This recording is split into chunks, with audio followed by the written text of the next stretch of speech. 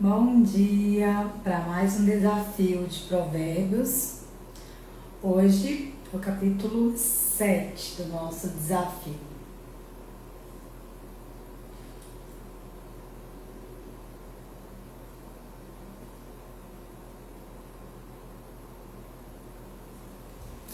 Vamos começar com o versículo 7.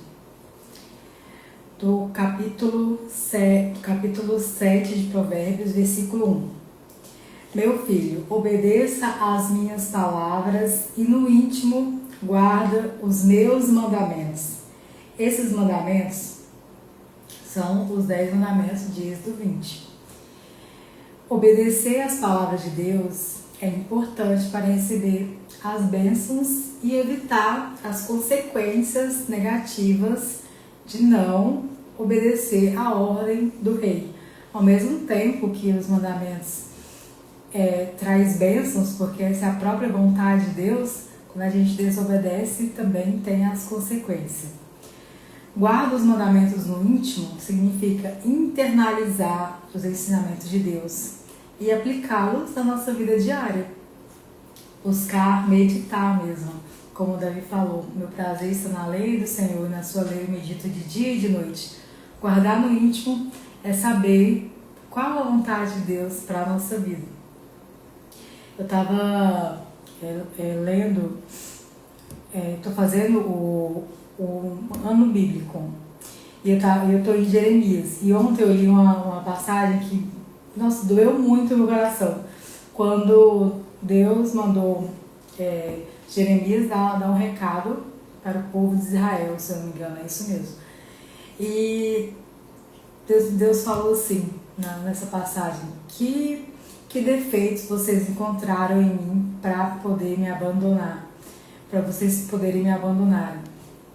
E aí eu fiquei com aquilo na cabeça, nossa, como que Deus ele se sentiu rejeitado pelo seu próprio povo. Ele falou que defeitos vocês encontraram em mim para vocês poderem me abandonar. E isso dói tanto porque a gente troca a Deus, a gente abandona e rejeita Ele para seguir os nossos próprios desejos, nossos próprios interesses. Sempre que colocamos outras prioridades na nossa vida, aquilo se torna um Deus na nossa vida. E fazendo o ano bíblico, eu vi que o povo, tudo eles começavam a ir bem, adoravam a Deus, começava a prosperar na vida, começava a tudo dar certo na vida deles, em todas as áreas. Aí eles iam lá e adoravam outros deuses. Iam lá e faziam, adoravam imagens, faziam um altar de adoração, sacrificavam nesses rituais de adoração. E eu fiquei, gente, por que esse povo gosta tanto de adorar outras coisas? Por que não adora só Deus? Por que fica procurando ídolos para adorar? Eu perguntei qual que é a tara desse povo para estar sempre adorando outras coisas. E me veio a resposta na mente. Quando as pessoas estão sempre buscando, naquela época eles faziam altar de adoração, sacrifícios e tudo mais, porque nós, seres humanos, fomos feitos para isso, é a tendência natural de adoração. Nós fomos feitos para adorar algo. E esse algo é o próprio Criador. Deus nos fez para adoração, só que Ele nos fez com um livre-arbítrio. E hoje em dia não é diferente. Quando a gente coloca alguma coisa acima de Deus, Ele se torna um ídolo na nossa vida. E quando nós fazemos isso, nós rejeitamos o próprio Criador. A gente quebra o primeiro mandamento, que é não terás outros deuses diante de mim, e o primeiro mandamento, que é amar a Deus acima de todas as coisas. E como saber se estamos trocando, rejeitando a Deus, rejeitando a sua própria vontade? Quando aquilo se torna prioridade na nossa vida. Quando aquilo toma todos os nossos pensamentos, quando a gente só pensa naquilo, quando a gente só fala daquilo. Você quer saber o que é prioridade na vida da pessoa? Começa a conversar com ela. Começa a deixar ela aberta para falar sobre qualquer assunto. Deixa ela falar. Porque é assim que a gente descobre o que as pessoas estão pensando, deixando elas falar. Se ela falar muito do assunto, se aquilo é o assunto da vida dela, se ela se move em direção daquilo, aquilo é o Deus na própria vida. E isso magoa diretamente o coração de Deus, porque Deus nos ama, Ele quer que a gente adore somente a Ele. Ele nos fez com esse desejo de adoração, é natural a gente querer adorar, de exaltação, de adoração. Só que Ele fez pra gente adorar Ele. E por que na Bíblia sempre está chamando a gente para essa adoração? Para adorar a Deus. Porque a gente se torna semelhante àquilo que a gente adora. A gente se torna parecido com aquilo que a gente adora. Quando a gente está buscando outras fontes, quando a gente não direciona essa energia, essa atenção para adorar a Deus, a mente vai estar sempre buscando outras formas de adoração. E a gente começa a colocar outras prioridades na vida. E claro, tudo tem consequências, porque só Deus traz a verdadeira felicidade. Quando você adora outros deuses, quando você coloca outras prioridades na vida, aquilo também tem consequências. Só fechando esse parêntese, vamos para o versículo 2. Obedeça aos meus mandamentos e você terá vida. Guarde os meus ensinos como a pupila dos seus olhos. Então ele está chamando para obediência, para adorar a Deus acima de tudo, amar o próximo, como Jesus resumiu a lei nesses 2 mandamentos. Porque o único Deus verdadeiro que traz vida, que traz felicidade, que traz paz de espírito, que traz alegria de viver é a Deus. Quando a gente busca outros deuses, quando a gente busca essa satisfação pessoal em outras coisas, isso não traz felicidade, é tudo ilusão, como no livro de Eclesiastes fala, Salomão escreveu, é ilusão, tudo é ilusão, como querer correr atrás do vento. Quando a gente busca essa alegria, esse prazer, essa felicidade em outras coisas, porque é tudo ilusão. A única coisa real desse mundo de ilusão é o amor, e Deus é amor. Então não tem lógica racionalmente, se a gente pensar de uma forma fria emocionalmente, não adorar o verdadeiro Criador. Só Ele merece adoração. É por isso que em Provérbios fala assim: Deus odeia todos os orgulhosos, porque quando a pessoa é orgulhosa, ela é o seu próprio Deus. Ela se torna uma só pessoa com orgulho. Ela é o Deus da vida dela. Então por isso que Deus odeia todos os orgulhosos, porque Ele não aceita dividir a adoração. Ele não aceita que você adore outros deuses, porque só existe um Deus verdadeiro, que é Ele, que é o próprio Criador. Deus Pai, Deus Filho, Deus Espírito Santo.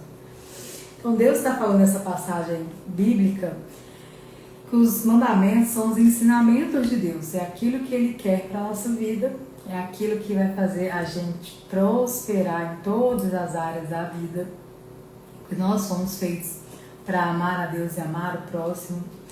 E ter vida significa ter uma vida plena, abundante, ter prosperidade em todas as áreas, ter saúde física, saúde financeira, saúde emocional, saúde mental. Então ter saúde, ter vida abundante em todas as áreas da vida.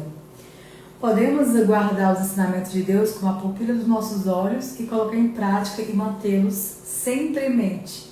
Ficar sempre meditando na palavra do Senhor. Versículo 3. Amarre-o aos dedos e escreve-os na tábua do teu coração. Significa lembrar constantemente das palavras de sabedoria e orientação.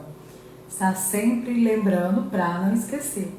Estar sempre lembrando, focando a nossa energia, porque quando a gente foca a nossa energia em fazer a vontade de Deus, a gente não não tem tempo nem energia para focar em outros deuses, focar em coisas que não edificam, focar em coisas de ilusão desse mundo. Então por isso que ele fala, amarre aos dedos, tá sempre lembrando daquilo. Versículo 4. Diga à sabedoria, você é minha irmã, e chame o entendimento o seu parente. A expressão diga à sabedoria, você é minha irmã, está dizendo para a gente ter um relacionamento próximo, relacionamento como se fosse um irmão, como se fosse uma pessoa que você ama muito. Diga à sabedoria que você chame a sabedoria, você é minha irmã, e chame o entendimento seu parente. Seu parente é uma pessoa próxima, então você tem que ter intimidade com a sabedoria, buscar a sabedoria, buscar esse entendimento, buscar, estar sempre buscando adquirir cada vez mais conhecimento, e a sabedoria é o conhecimento correto em prática. Não adianta a gente colocar um conhecimento errado em prática, porque você está indo numa direção contrária. Então, buscar essa sabedoria, buscar ter intimidade com Deus, porque é Deus que nos dá a sabedoria e o conhecimento vem dele, tem um provérbio que fala isso. Então, a sabedoria você tem que ter proximidade, intimidade. Sabedoria se refere ao conhecimento e discernimento, enquanto o entendimento se refere à capacidade de compreender e aplicar esse conhecimento. Você buscar essa sabedoria, colocar em prática, e o discernimento entre o que é certo e o que é errado. O conhecimento que você deve colocar em prática e conhecimentos que são errados. Tem uma palestra de um ele não é pastor, mas ele fala muito sobre a Bíblia, e ele falou que ele estava falando sobre espíritos. Ele fala que o Espírito Santo é o Espírito da verdade, do conhecimento verdadeiro, do conhecimento real, o conhecimento da verdade. E o Espírito imundo, o Espírito das trevas, é o conhecimento errado, que é a mentira. Quantas vezes a gente acredita em crenças limitantes, crenças erradas, crenças negativas, e aquilo internaliza a nossa vida e se torna uma verdade absoluta. A gente acredita verdadeiramente que aquilo é verdade, e não é, é uma mentira. Então, o Espírito Santo, ele nos conduz a toda a verdade, a palavra de Deus, ela é a verdade. Então, todo conhecimento desse mundo que vai contra o que a Bíblia ensina é um espírito imundo, é um espírito enganador. E é uma crença negativa, uma crença que vai te limitar. Então, sempre que você pensar, porque a gente tem que pegar um conhecimento e colocar em prática, que isso é adquirir sabedoria. Só que para você saber se esse conhecimento ele é verdadeiro, para você colocar ele em prática, você tem que colocar ele à prova. Ir no Manual da Vida e ver sobre esse assunto, o que a Bíblia fala, sobre esse assunto, o que a Bíblia está dizendo. Porque tem coisas que parecem ter muita lógica, não, isso é certo, isso é isso é verdade. Só que não é o que a Bíblia diz. Parece até ser mais do que a Bíblia fala. Não, mas isso é bom, isso está certo. Mas não é o que a Bíblia ensina. E a Bíblia é atemporal, é para todas as épocas. Às vezes as pessoas elas querem distorcer uma verdade por falar, não, mas isso aí foi para aquela época. Hoje em dia as coisas mudaram. A Bíblia ela é eterna. Tem palavras que são específicas para um povo. Mas o geral, o modo de viver, no geral, os 10 mandamentos, que é a vontade de Deus para a nossa vida, ela é eterna. Então, sempre que você buscar um conhecimento, coloque à prova para ver se aquele conhecimento vai de acordo com o manual da vida. Os fariseus, na época, eles tinham costumes que não estavam escritos na Bíblia, e as pessoas seguiam firmemente como se fosse um como se fosse um mandamento, como se fosse uma ordem, como se fosse real. Tanto que eles chegaram a Jesus falando assim, por que vocês não lavam as mãos e lavam as mãos antes de comer? Porque eles acreditavam que se não lavasse as mãos antes de comer, isso era considerado impuro. E as pessoas seguiam aqueles ensinamentos como se fosse uma verdade absoluta, como se fosse real. Era uma crença limitante que foi passada de pai para filho, de geração em geração. E Jesus disse, nada que entre pela boca deixa a pessoa impura, aquilo que sai da boca. E aí eles ficaram sem poder o que falar, porque é o que a Bíblia ensina. Era uma crença da época, mas não tinha um fundamento bíblico. É claro que quando Jesus disse isso, ele disse porque contra aqueles costumes que eles estavam fazendo. Então, a gente deve sempre questionar. Esse ensinamento até parece bom, até parece válido, até parece uma coisa certa, só que é o que a Bíblia ensina? Não é. Então, é um ensinamento errado, um ensinamento de um espírito imundo, porque não é o que a Bíblia ensina.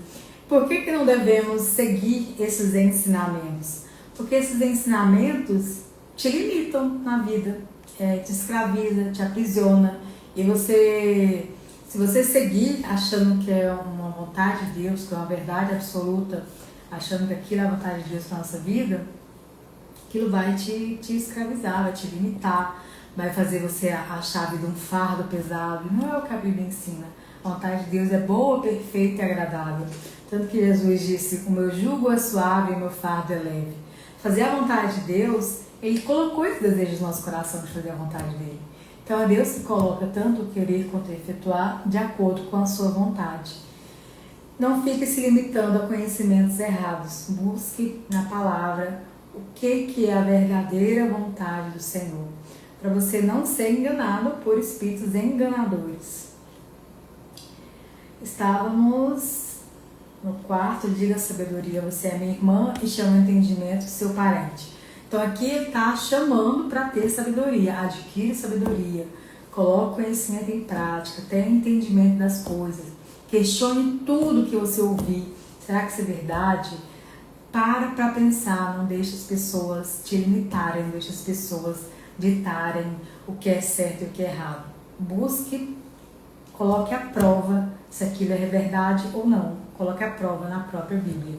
É só você questionar tudo, você questionar todas as crenças que você tem, você falar, será que eu acredito a vida inteira em mentira? Será que porque todo mundo acredita em uma coisa, isso é verdade? A gente vê na Bíblia, no próprio Manual da Vida, que a maioria das pessoas nem sempre estão certas. A maioria, a manada, sempre vai na direção contrária. Então, na direção errada. As pessoas certas sempre vão na direção contrária da maioria, porque é a verdade. Muitas pessoas não querem a verdade. Elas querem serem enganadas porque é mais fácil, porque não precisa pensar. É só seguir o que as pessoas estão seguindo e está tudo certo. Não seja esse tipo de pessoa para você não ser enganado nem ser escravizado por esses falsos ensinamentos. E agora no versículo 5, ele já fala por que você deve adquirir sabedoria, conhecimento, por que você deve colocar os ensinamentos do próprio manual da vida, da própria lei em prática, que um dos mandamentos é não adulterarás. E ele fala, eles os manterão afastados da mulher imoral, da mulher leviana e suas palavras sedutoras. Você vai ver que Provérbios vai falar muitos contra o adultério. Porque adultério é a armadilha onde caem as pessoas que o Senhor Deus detesta. Quem tem sabedoria não cai nessa armadilha. Quem tem sabedoria tem domínio próprio, tem autocontrole. Então ele vai falar, se você adquirir sabedoria e entendimento, eles manterão afastado da mulher imoral, da mulher leviana e suas palavras sedutoras. Eu sei que o adultério para o homem é muito mais difícil é uma tentação muito maior do que para a mulher. Por conta de hormônios, o homem já é mais tentado nessa área. Só que isso também serve para as mulheres. Não seja tentado contra, não seja tentado contra a imoralidade sexual, não seja tentado para ter um ato sexual fora do casamento, porque isso é a quebra de um mandamento. E tem consequências graves, como eu já falei nos outros dias dos capítulos de Provérbios, as consequências do adultério. Tem muitas consequências. E traz uma desgraça para a sua vida mesmo. O prazer momentâneo não compensa depois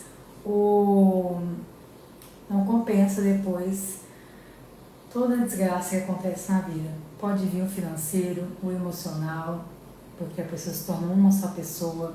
Doenças contagiosas, as doenças sexualmente transmissíveis, uma gravidez indesejada.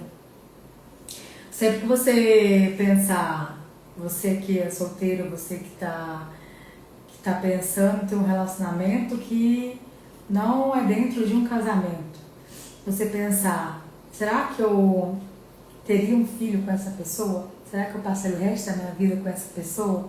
Se a resposta for não, então provavelmente, se você tiver um filho, um vínculo com essa pessoa, você vai ter uma amargura pro resto da vida.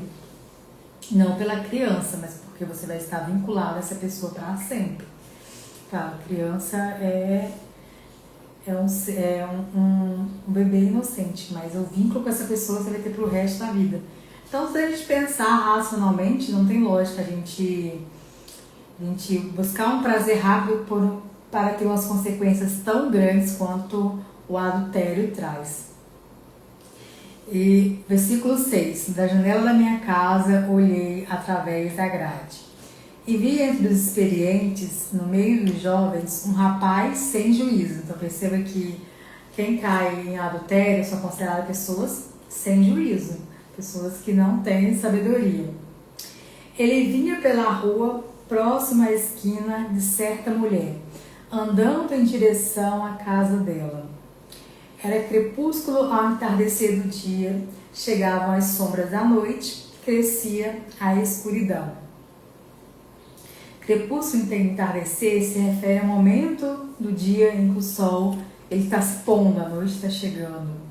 E geralmente é a hora que as pessoas têm mais tentação para esse pecado, porque no dia a pessoa está trabalhando.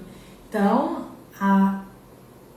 essa certa mulher, nessa parábola que ele conta, ela estava na hora certa, no local certo, e achou o homem fraco, o homem sem juízo, o jovem sem juízo. Então ela achou a presa certa, no momento certo, na hora certa. A mulher veio então ao seu encontro vestida como prostituta, cheia de astúcia no coração. Ela é espalhafatosa e provocadora, seus pés nunca param em casa. Então a mulher se vestiu de uma forma atraente para seduzir o homem, que o homem é muito visual, e ela estava em busca daquele homem. Claro que isso aqui é uma parábola para contar o que acontece com o adultério. Uma hora na rua, outra hora nas praças, em cada esquina fica a espreita. Ela agarrou o rapaz, beijou-lhe e lhe disse descaradamente: tenho em casa a carne de sacrifícios de comunhão que hoje fiz para cumprir os meus votos. Por isso saí para encontrá-lo. Vim à sua procura e o encontrei. Então, quando você pensar, sempre que a esmola é demais, o santo desconfia. Sempre que você pensar, nossa, agora me dei bem. Só que ninguém vai saber, é só um prazer rápido, um prazer momentâneo, não compensa. Os perigos do adultério você vai ter uma desgraça para a sua vida, uma maldição, porque a maldição ela vem quando você quebra um princípio bíblico. E o Provérbios fala muito sobre o adultério, porque o adultério é o que mais impede a pessoa de prosperar na vida, porque você se torna só pessoa. Por isso saí para encontrá-lo e vim à sua procura e o encontrei. Estendi sobre o meu leito cobertas de linho fino do Egito, perfumei a minha cama. Ela está seduzindo ele para fazer o que ela quer, falando que vai ser muito bom aquilo, que a cama dela está perfumada com mirra, aloés e flor de canela. Esses ingredientes eles eram usados para perfumar a cama, para torná-la agradável para dormir.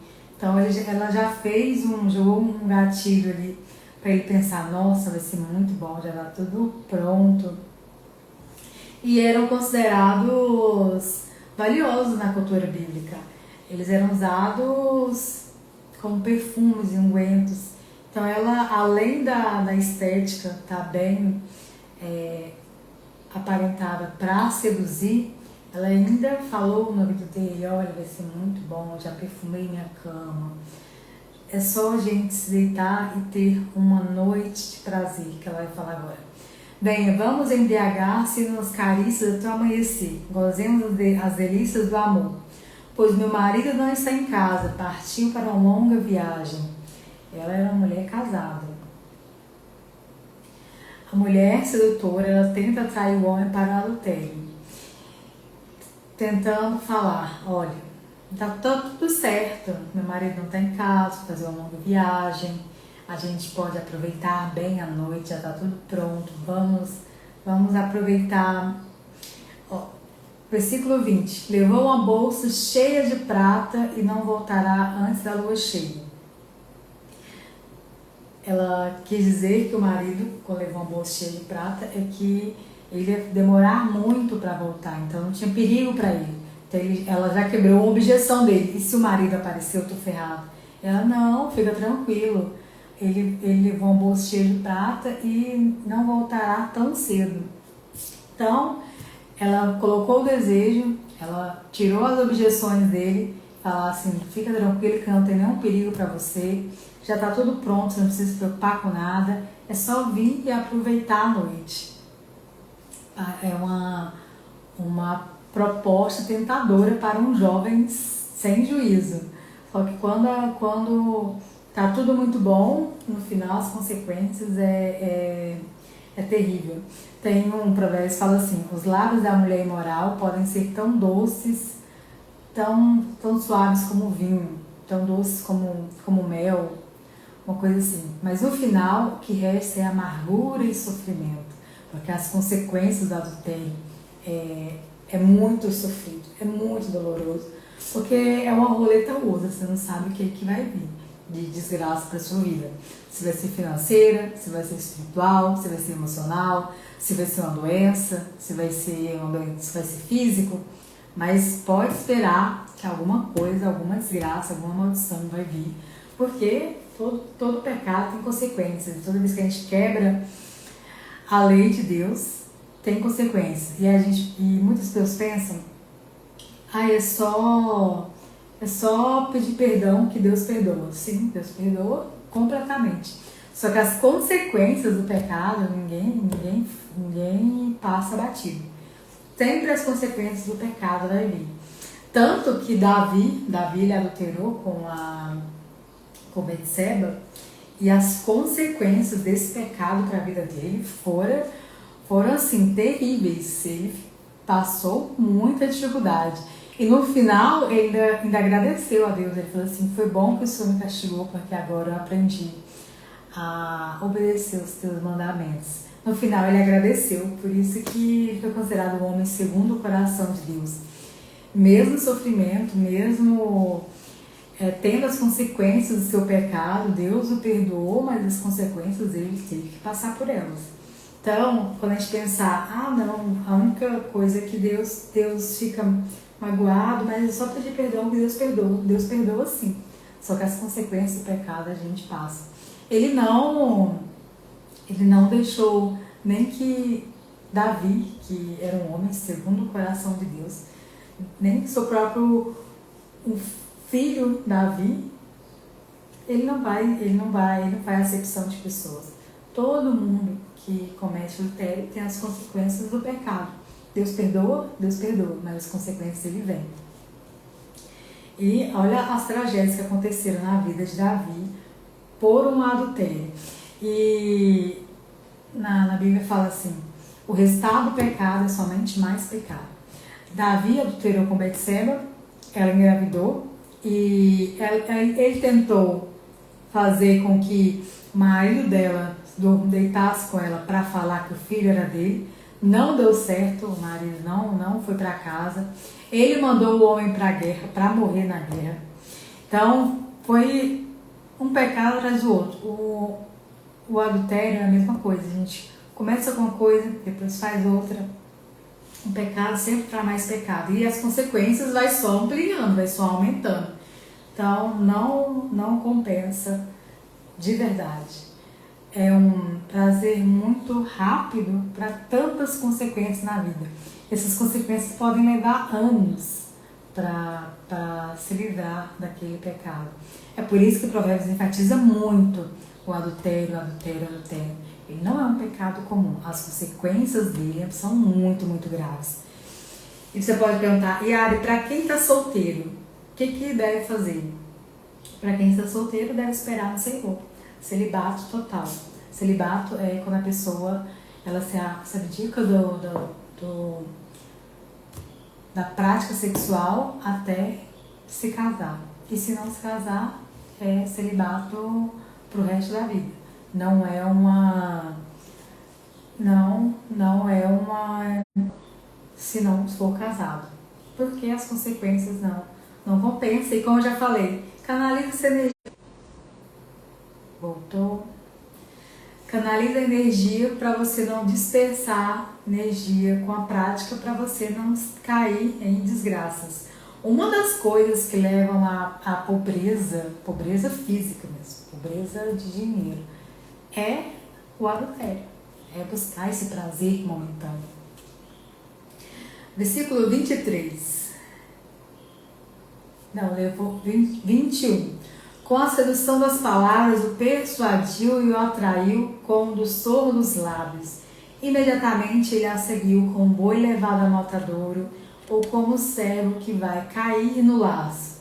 Veja que aqui o Provérbios está falando que é uma armadilha mesmo. Até que uma flecha lhe atravesse o fígado, ou como um pássaro que salta para dentro do alçapão, sem saber que isso lhe custará a vida. Porque também é um pecado que leva à morte, tanto diretamente quanto indiretamente. Então, meu filho, ouça-me e dê atenção às minhas palavras. Lembre-se que isso é um conselho de sabedoria de um dos homens mais sábios que já teve. Não deixe que o seu coração se volte para os caminhos dela, nem se perca em tais veredas. Eu sei que para o homem essa é uma tentação muito, muito grande. Se você adquirir sabedoria, você consegue fugir dela. Muitas foram as suas vítimas. Os que matou são uma grande multidão. Aqui ele está dando uma enfatizada muito grande para o perigo do adultério. A casa dela é um caminho que desce para a sepultura, para os moradores da morte. Então, é muito rápido um prazer para tantas consequências, tanto sofrimento. Não compensa. É melhor você canalizar sua energia para outras coisas, até para você não ter essas consequências e para você adorar a Deus acima de tudo. Então é isso. Amanhã nós vamos ter o 8º capítulo de Provérbios, Provérbios capítulo 8. E espero todos vocês amanhã às 5h59.